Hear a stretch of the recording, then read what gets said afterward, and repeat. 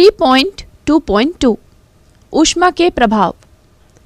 हम दैनिक जीवन में ऊष्मीय ऊर्जा के संचरण को देख नहीं सकते, किंतु ऊष्मा के प्रभावों को अवश्य अनुभव कर सकते हैं।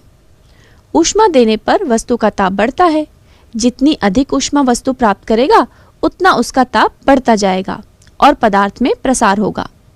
पदार्थ की अवस्था में भी परिवर्तन संभव है। पहला, ताप में वृद्धि। क्या आपने कभी सोचा है कि धूप में पड़ी लोहे की बेंच लकड़ी की बेंच से अधिक गर्म क्यों हो जाती है? नदी किनारे की रेत दिन के समय गर्म लगती है, जबकि नदी का पानी गर्म नहीं लगता। किसी वस्तु को गर्म करने पर वह ऊष्मा अवशोषित करती है तथा उसका ताप बढ़ता है। ठंडे होने की प्रक्रिया में वस्तु में से ऊष्मा बाहर निकलती है तथा ताप घटता है। भिन्न भिन्न पदार्थों वाली समान द्रव्यमान वाली वस्तुओं को समान ताप तक गर्म करने के लिए भिन्न भिन्न मात्रा में ऊष्मा देनी पड़ती है। वस्तु द्वारा ली गई और दी गई ऊष्मा Q निम्न बातों पर निर्भर करती है। पहला, वस्तु के द्रव्यमान m पर, क्योंकि Q समानुपाती m, पहला समीकरण। दूसरा, वस्तु के ताप में हुए परिवर्तन डेल T पर, क्योंकि Q समानुपाती डेल T, दूसरा समीकरण। तीसरा, वस्तु के पदार्थ की प्रकृति पर, अर्थात Q समानुपाती m गुणित डेल T या Q बराबर m गुणित S गुणित डेल T, जहां S एक समानुपाती नियतांक है जिसका मान वस्तु की प्रकृति पर निर्भर करता है। इसे वस्तु के पदार्थ की विशिष्ट ऊष्मा स्पेसिफिक हीट अथवा विशिष्ट ऊष्माधारिता स्पेसिफिक हीट कैपेसिटी कहते हैं। समीकरण 3 से S बराबर Q बटे m गुणित डेल T। विशिष्ट ऊष्मा का SI मात्रक जूल प्रति किलोग्राम डिग्री सेल्सियस होता है। यदि m बराबर 1, डेल T बराबर 1 हो तो Q बराबर S, अर्थात पदार्थ की विशिष्ट ऊष्माधारिता ऊष्मा की वह मात्रा है जो उस पदार्थ के एकांक द्रव्यमान में एकांक ताप की वृद्धि कर सके। जिन पदार्थों की विशिष्ट ऊष्मा अधिक होती है वे देर से गर्म होते हैं और देर से ठंडे होते हैं।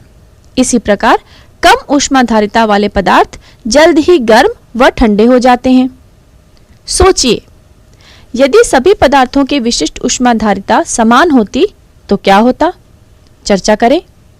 पानी की विशिष्ट ऊष्मा की तुलना अन्य पदार्थों की विशिष्ट ऊष्मा से करें। अध्याय 3, प्रश्न। यदि 25 ग्राम कॉपर का तापमान 25 डिग्री सेल्सियस से 75 डिग्री सेल्सियस बढ़ाने के लिए 487.5 जूल ऊष्मा देनी पड़ती है, तो कॉपर की जूल प्रति किलोग्राम डिग्री सेल्सियस में व्यक्त विशिष्ट ऊष्मा क्या होगी? हल।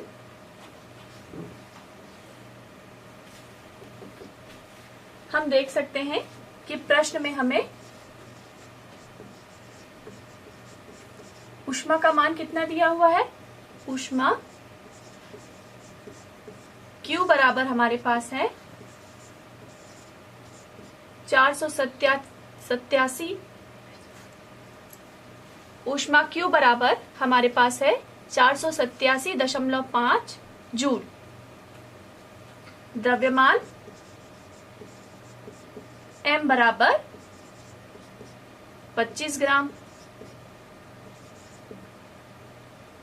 विशिष्ट ऊष्मा S जो है वो हमें ज्ञात करनी है। S बराबर ज्ञात करना है और ताप में परिवर्तन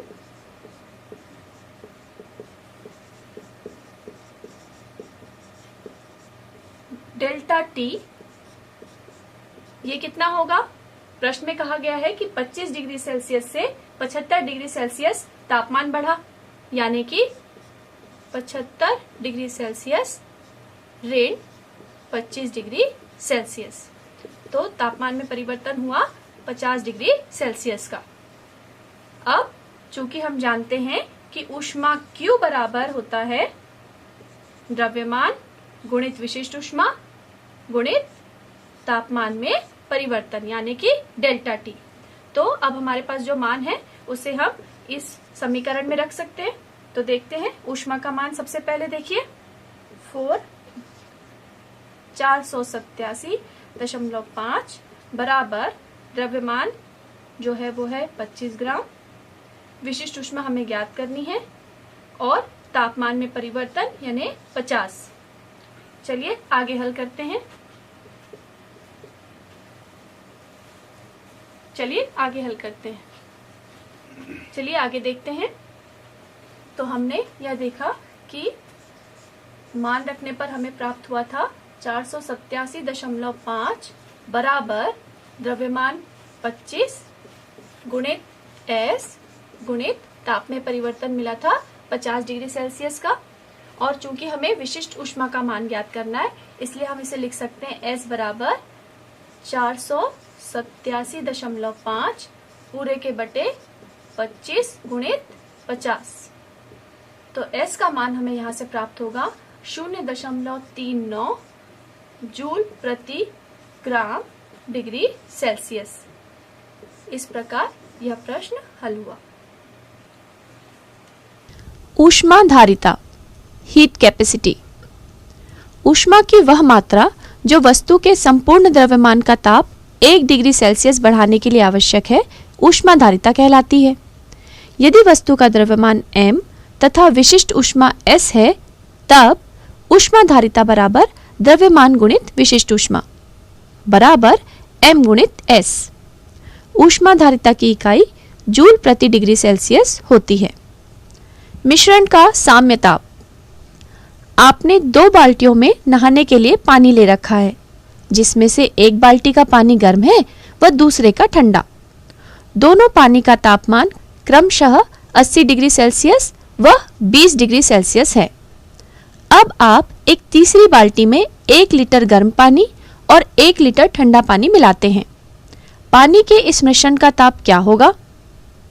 यहाँ पर दोनों स्थितियों में पानी की विशिष्ट ऊष्मा एक ही मानते हैं अर्थात S1 बराबर S2 बराबर S। यदि मिश्रण का ताप T मान लिया जाए तो गर्म वस्तु द्वारा दी गई ऊष्मा बराबर M1 गुणित S1 गुणित ताप में कमी, जहां गर्म पानी का द्रव्यमान M1 है और T1 उसका प्रारंभिक ताप है, बराबर M1 गुणित S1 कोष्टक में T1 ऋण T। ठंडी वस्तु द्वारा ली गई ऊष्मा बराबर M2 गुणित S2 गुणित ताप में वृद्धि, जहां ठंडे पानी का द्रव्यमान M2 है और T2 उसका प्रारंभिक ताप है, बराबर M2 गुणित S2 कोष्टक में T माइनस T2। ऊर्जा संरक्षण के नियमानुसार मिश्रण विधि से ली गई ऊष्मा बराबर दी गई ऊष्मा M1 गुणित S1 गुणित कोष्टक में T1 माइनस T बराबर M2 गुणित S2 गुणित कोष्टक में T minus T2।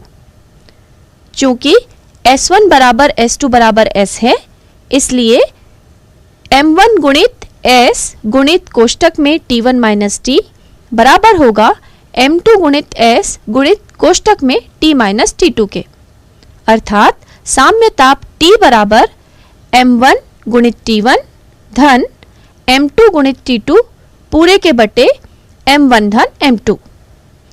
M1 T1 M2 T2 का मान रखने पर